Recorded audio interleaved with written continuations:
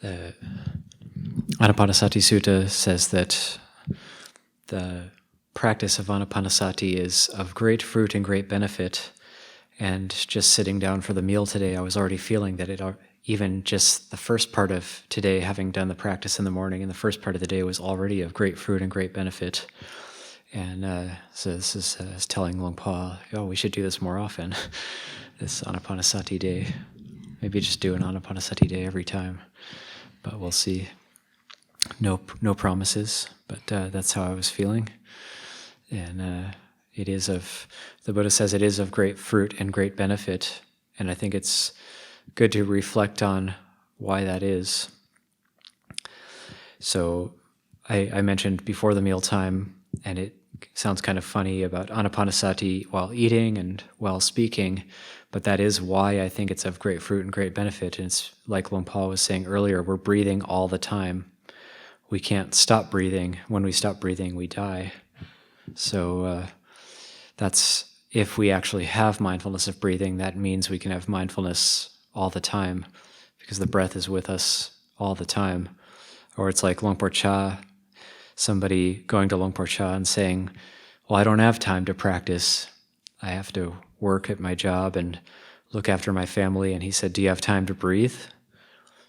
If you can come into contact with the breath, you have time to practice. So it's of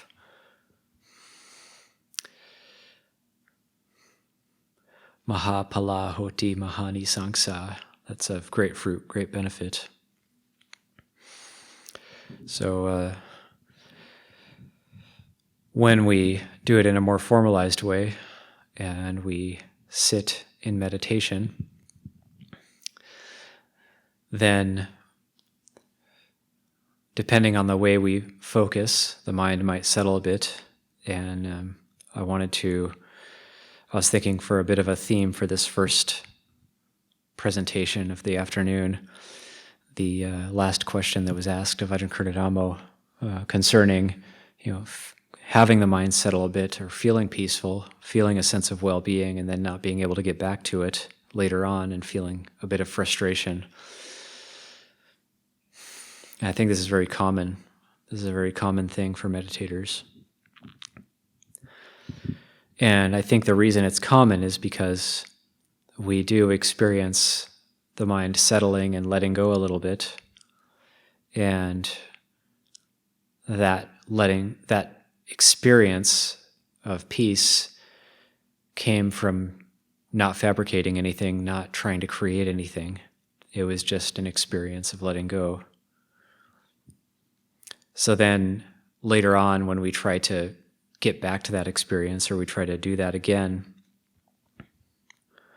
then what happens is that very act of trying to create the experience is what's blocking it. That very act of trying to get back to the experience is what's blocking it. That mental factor of trying to create that experience is what's keeping the mind from settling. So this is where the development of skill comes in. And so we want to know, well, probably many people are thinking, well, how do I do it then? How do I get back to it? How do I do it? And I think what this comes back to is we just practice for the sake of the practice. We're not really trying to get something. I mean, we are trying to get something, but it's a bit of a paradox, because for the mind to start experiencing some sort of peace and being settled, then it's about just practicing, just practice in the moment, and just putting in the time, doing the work. And a lot of it is maybe the mind won't get peaceful during the meditation. That's to be expected. Sometimes it's going to be good, sometimes it's not going to be so good. It can't be good all the time. If we want it to be good all the time, we might think, well, I must not be a skilled meditator because it's not good all the time. But if we want it to be good all the time, that's like saying we want to get paid every day at work.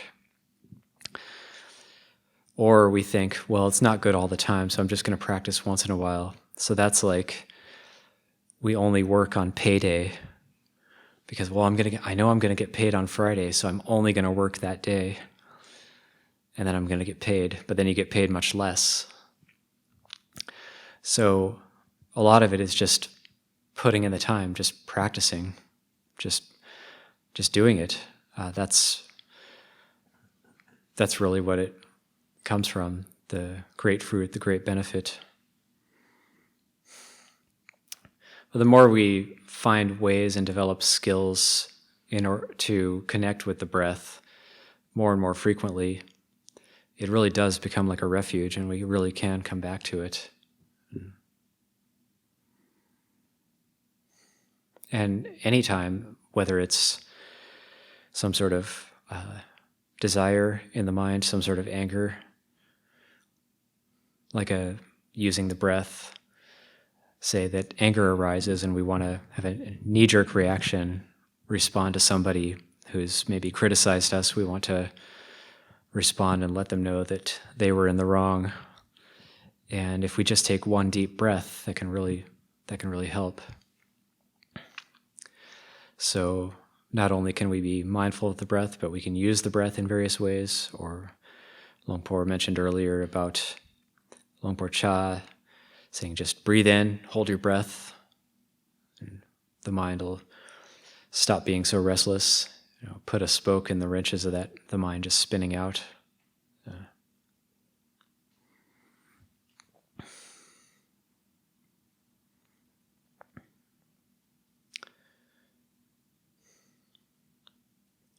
And sometimes the mind does spin out and we can't really do anything about it. But that's when we come back to just, at least we're trying to do it. At least we're trying to figure this out. We're putting in the time. And then as we sit in meditation, various hindrances are going to be coming up. So there is a specific order to the hindrances, and I've only recently started thinking about this more. The Buddha has a specific order to all of his teachings, and nothing is by accident. And I was recently, it's been kind of a theme for me, contemplating the order of the 5 hindrances. And you have sense desire, ill will / anger. You have sloth and torpor, restlessness and worry, and doubt as the 5 hindrances. So in thinking of how those hindrances arise during meditation, in the Buddha's description of the Samma Samadhi, right concentration, right establishing of the mind, then he talks about the 4 jhanas, and he says purifying the mind of sense desire, purifying the mind of ill will, purifying the mind of sloth and torpor, purifying the mind of restlessness, purifying the mind of doubt. So the mind is then steady, fit for work, malleable, wieldy, ready to attain insight. So when there's, say, sense desire, and we don't get what we want, then ill will comes up. Ill will, really, I find, and these are just a way I've thought about the 5 hindrances just from my personal experience. So sense desire doesn't get fulfilled.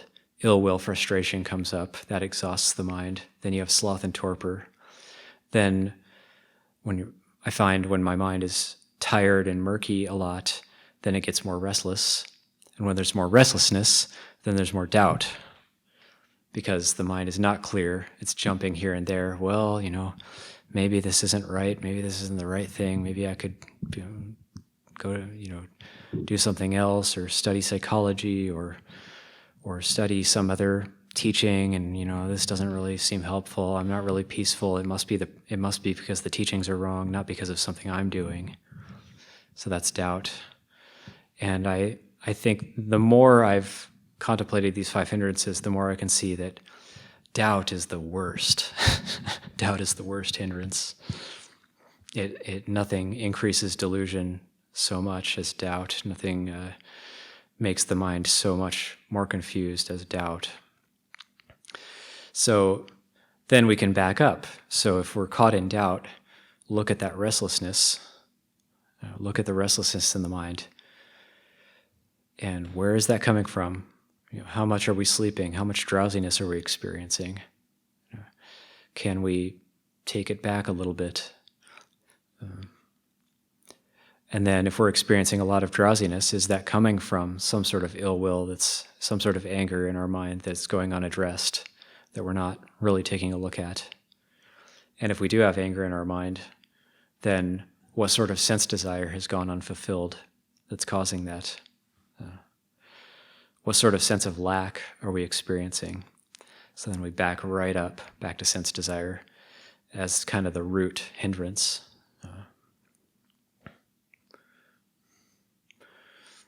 And then we apply the Four Noble Truths to that.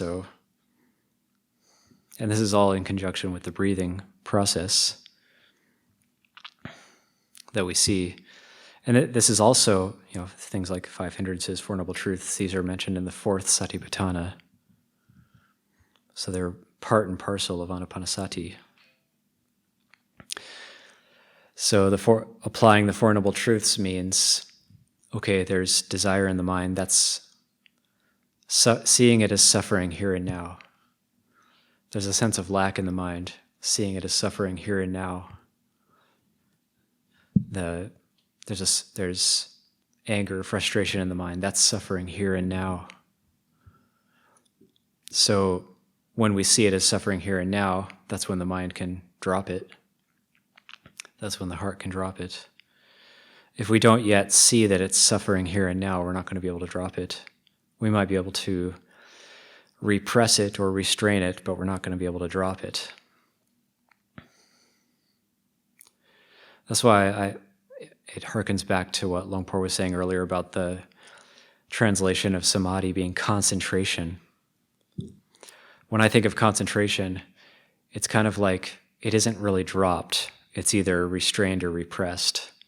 So we can clamp down on the mind and squeeze the mind until it seems to be like there's a sense of not thinking very much, but it might not be very peaceful.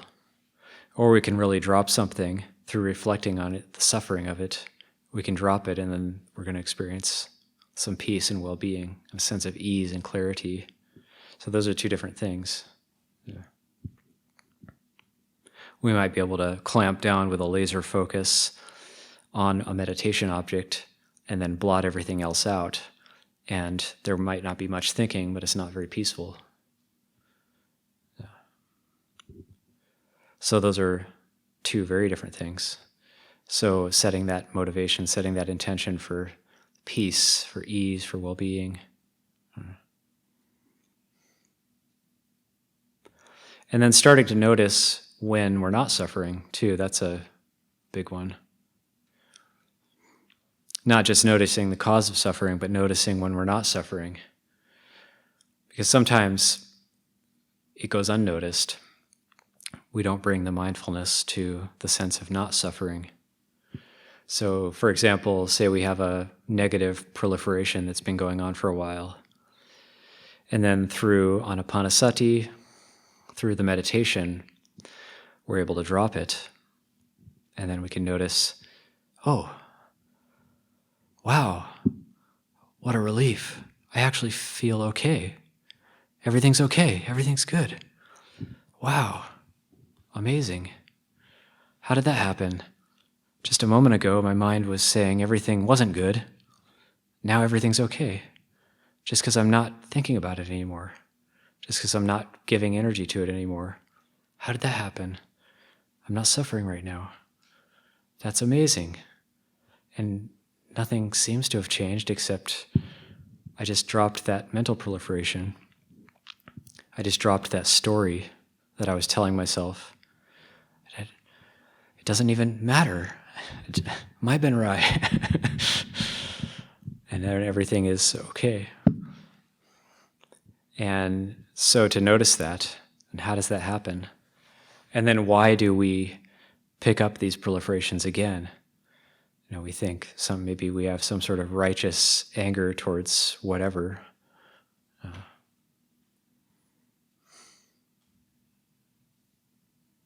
Or I won't be happy until I have that Amazon purchase. So there's desire. So that the Buddha said that's a bit harder to see or control than anger. Anger is more obvious. When I click buy, then I'll be happy. And we don't see that there's that sense of lack there that we're trying to fill.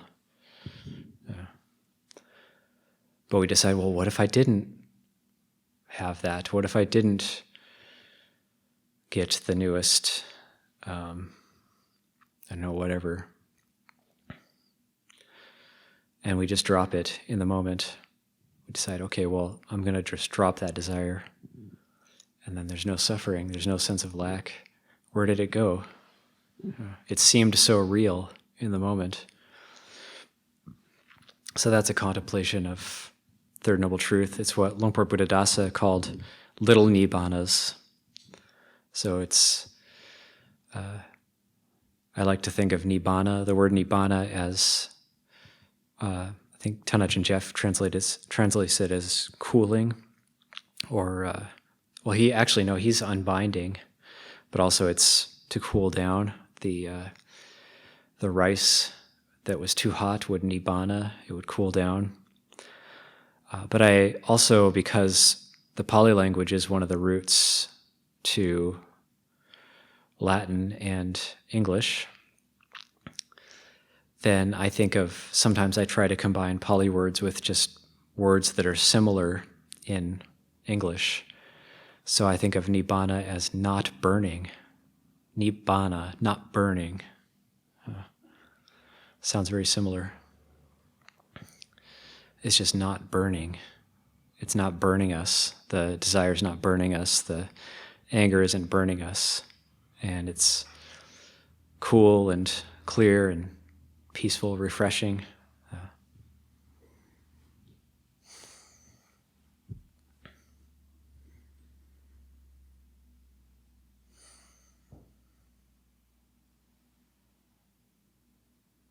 And there is that sense of that's a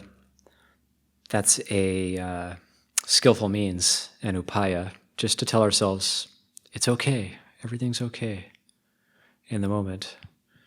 And we just practice for the sake of the practice, just do the work, just look at developing the skill, and it's going to be peaceful sometimes, it's not going to be peaceful sometimes, it doesn't really matter. But just the mind will start to develop those skills the more we do it, and the more we consider these things.